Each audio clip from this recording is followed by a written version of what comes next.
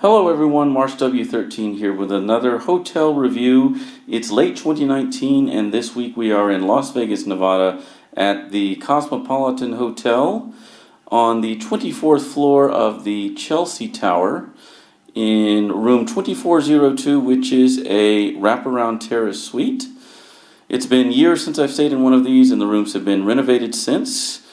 And I don't know that there's any specific order in which it makes sense to show you this room, so perhaps we'll just start with the entryway and work our way into the room. So when they renovated these rooms, they kept the same basic layout, but they changed all of the furnishings and the artwork and a lot of the technology, which you'll see. So this entryway has always been sort of a vacant space in that it's this long corridor and there's really no living space to speak of. You just have the door and you have this closet here that we'll look at in a moment, and you have this side table here topped with a lamp and a sculpture of a fellow. I suppose he's supposed to be bronze or sort of like an Oscar statue, but he appears to be pushing something imaginary forward. And all of the artwork, as has always been the case at the Cosmopolitan, which has maintained this sort of trendy image, is of the modern variety, but as we work our way into the room, you'll see that a lot of the artwork is more collage-like or kind of Andy Warhol inspired. But what I really like about this table is that it is made of what appears to be dozens of gold colored rods, and you see they're all in different lengths, and so it sort of looks like they're precariously balanced atop one another, even though, of course, it's quite sturdy. So maybe not a lot of utility in this entryway table and setup, but very nice to look at. And we also have a full closet, although it is completely void of hangers or anything on which to perch one's luggage. That's because the primary closet is off the master bathroom, which we'll see in a few moments. All right, let's proceed further into the room. And on our left is sort of a photographic painting portrait of a Japanese geisha. And if we were to proceed straight ahead, we'd be in the sort of living room slash kitchen space.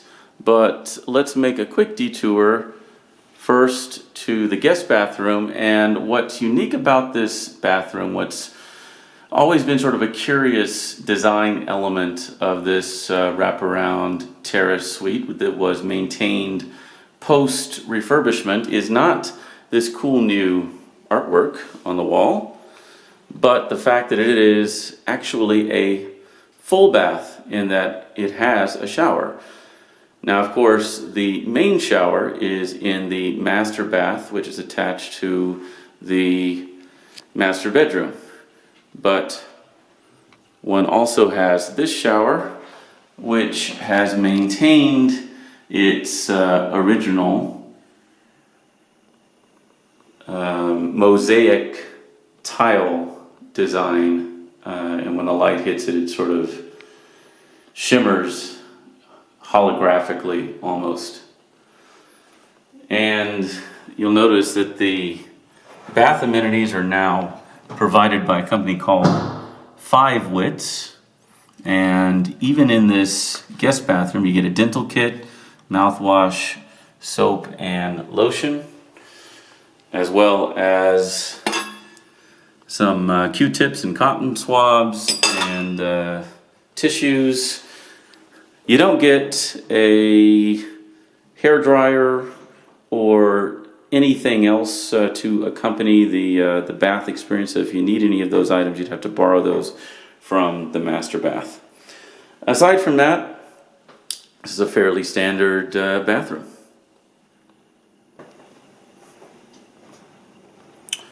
And now we reach the living room slash dining room slash bar slash kitchen area. And they kept the bar stools, although these are different bar stools than the ones that were installed when the hotel first opened. And we also have this curious looking sort of glowing orb here on the bar top. Now they have stripped out some elements of the original design of this kitchen.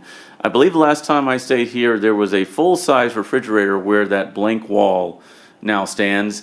And there were also some other traditional kitchen appliances, if I'm not mistaken, like either an oven or a microwave or dishwasher or something like that. I don't recall. In fact, it looks like they took away everything but the kitchen sink.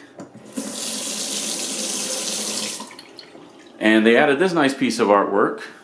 Any man will do. This looks like a combination of a painting and a collage of different 1950s advertisements.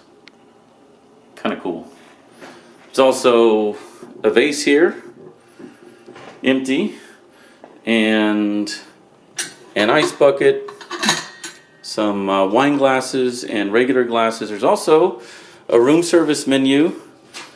Format is basically the same, and interesting element of this is that the room service is served all day, all night, so that it doesn't appear that there's some sort of limited overnight menu. You apparently can order anything on the menu at any time, although it is a relatively streamlined, if you will, menu. Some of the signature items would appear to be a hangover burger with a bacon onion marmalade and fried egg and sweet pickles and cheddar, a lobster roll, a club, some sort of healthy bowl with quinoa and all sorts of fresh vegetables.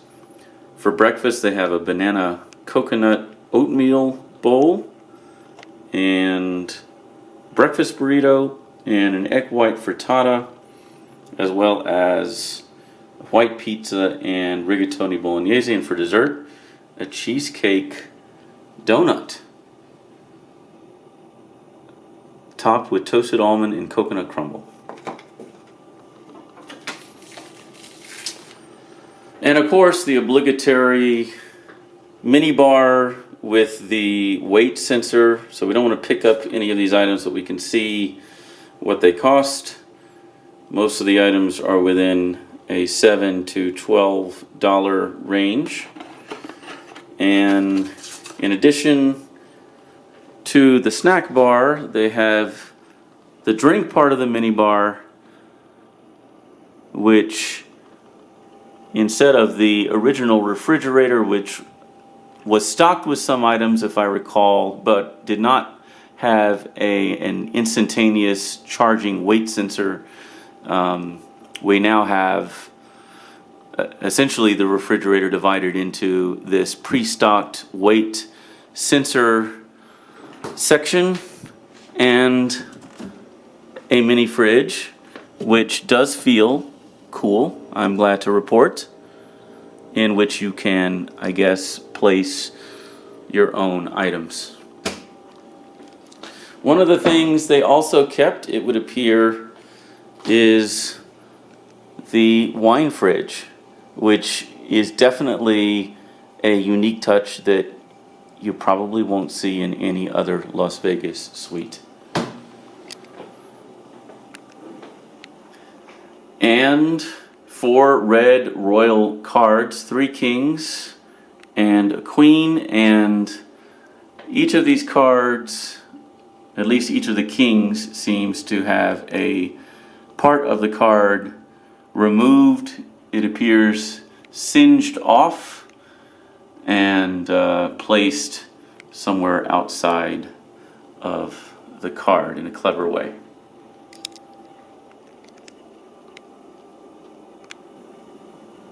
And with respect to the dining room, as you can see, everything from the light fixture to the artwork to the table and chairs has been overhauled, and it has quite a chic modern look. Before we get to the sitting area, on our right here we have what is more or less a wall-to-wall window, and we'll see what views that window holds in store for us in a moment. But as I recall, they used to have a nice leather chair that had plenty of head and back support. It was sort of curved, and now they've gone with more of a flat design, which I think is somewhat of a dilution. But aside from that, everything in the redesign looks modern, comfortable. The sectional couch is as it originally was, a wonderful place to lounge around. And I don't believe they changed the coffee table book either. Art and Place from Faden Publishers, famous for their art and photography books. And we happen to open to a page that showcases Richmond Hall in Houston, Texas.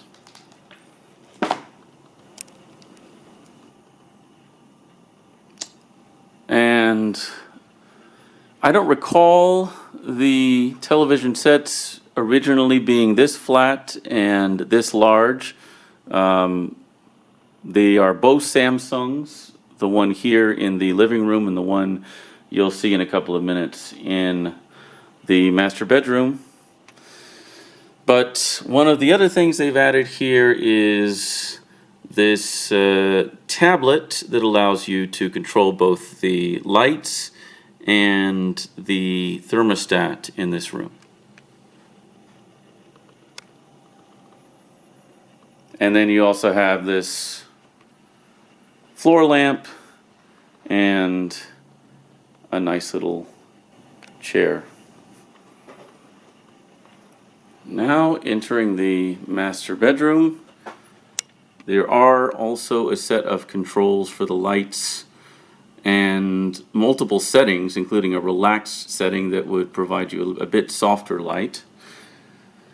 As you enter the bedroom, and you're immediately drawn to this beautiful wall-mounted Samsung television. It is a joy to sit in bed and watch such a high resolution and rich looking picture. I believe behind the bed there used to be a curtain, and you could actually stick your head through the curtain and view the tub on just the other side of the wall in the master bath. But that's been replaced with frosted glass, and the bed itself definitely on the firm side, probably a 7 or 8 out of 10, 10 being super firm and hard. The lamps are nice. They have 2 AC power adapters and or power outlets and USB ports each, and another set of switches for the bedroom that allows you to control the lights. And I guess these are reading lights, and you can angle them towards the bed.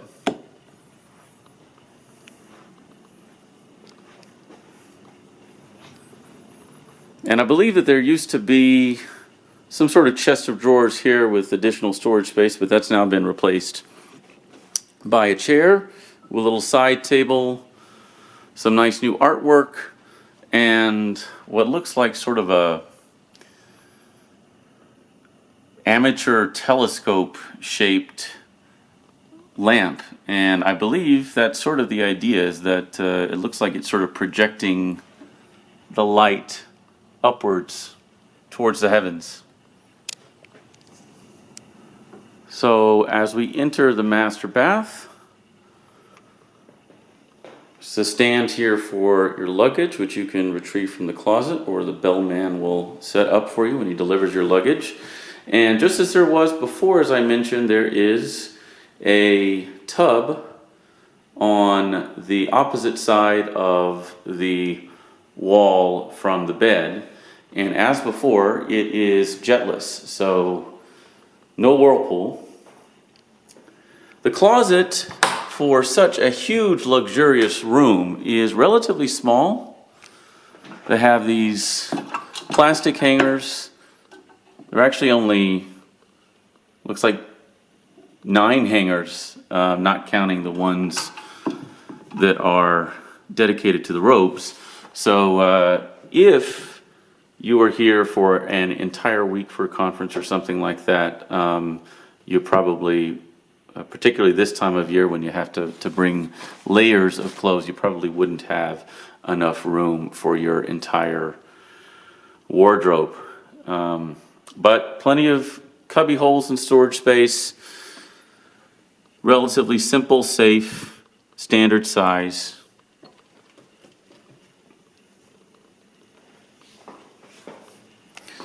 Nothing terribly crazy here with this separate room to house the toilet, except that there is a female form sort of frosted into the mirror. And we have his and hers sinks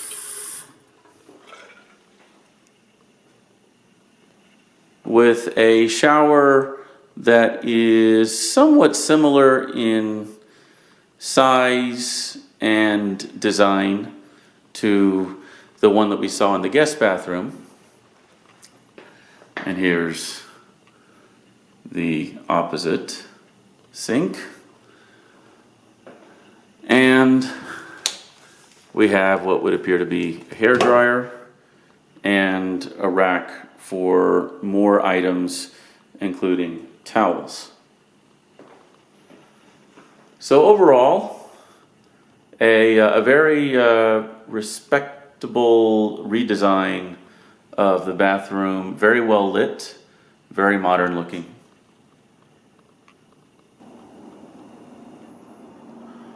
Let's say we check out the terrace. Now, one of the things that the bellman was telling me when he dropped off my luggage a few minutes ago was that once you open these sliding glass doors, presumably even a crack, it disengages the air conditioning climate control system in the room. So certainly something to be aware of in the extremely cold or hot months. And I have to say, this terrace, which wraps around 2 sides of the building, which is why it's called a Wraparound Terrace suite, although I've stayed in this type of room multiple times in multiple towers, multiple floors, and multiple parts of the strip in view, this has to be the most magnificent view I've ever had. And I'll explain why. So first of all, it is, 4:16 p.m. The sun sets this time of year at 4:30 p.m. So we're enjoying that sort of color-saturated, pleasantly shadowy, if you will, light of dusk at the moment. And you can see that although we don't have a view of the Bellagio itself, we have a fairly good view of the Bellagio fountains, and that will be positively amazing at night. And of course, beyond that, you have a view of Caesar's Palace, Treasure Island, the Wynn and Encore, Venetian and Palazzo, Flamingo, Bally's, Cromwell, Paris with the Eiffel Tower, and the opposite tower of the Cosmopolitan. And you can see that they have the same sort of balconies that we do here. But we have a fairly straight-on view of, I'm not sure whether this is the pool or a day club. I guess it looks more like a day club. Very nice. And you can see, I don't know if these are cabanas or some sort of a room that has individual little pools. But very, very nice. And I'm sure when it's party time, that can be a very, very entertaining sight.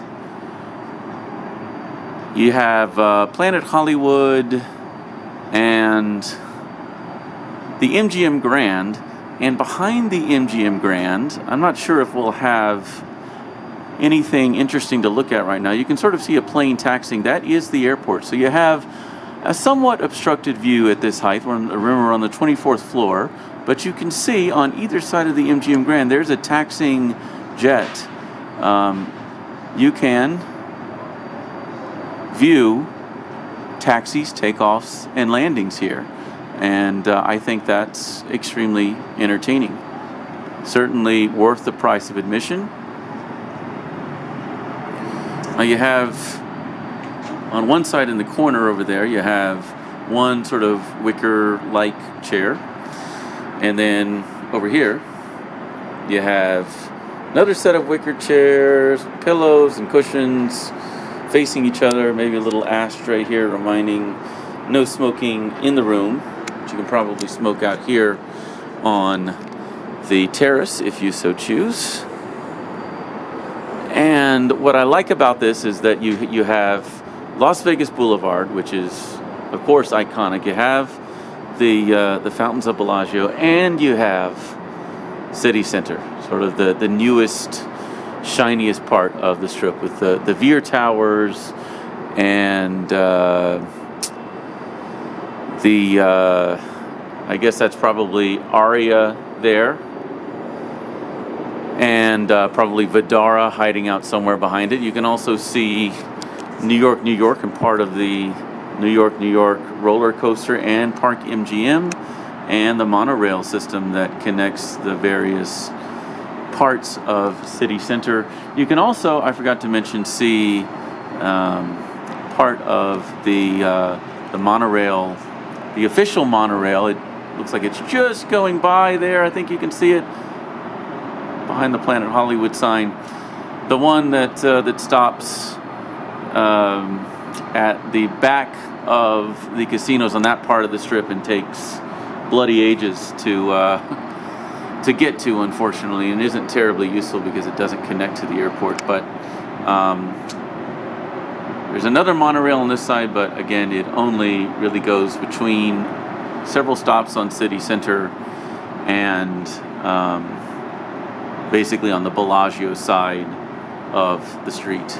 And just beyond that, of course, we can see mountains and sunset-drenched mountains, if you will, and more sitting space over here. So, in conclusion, I would say that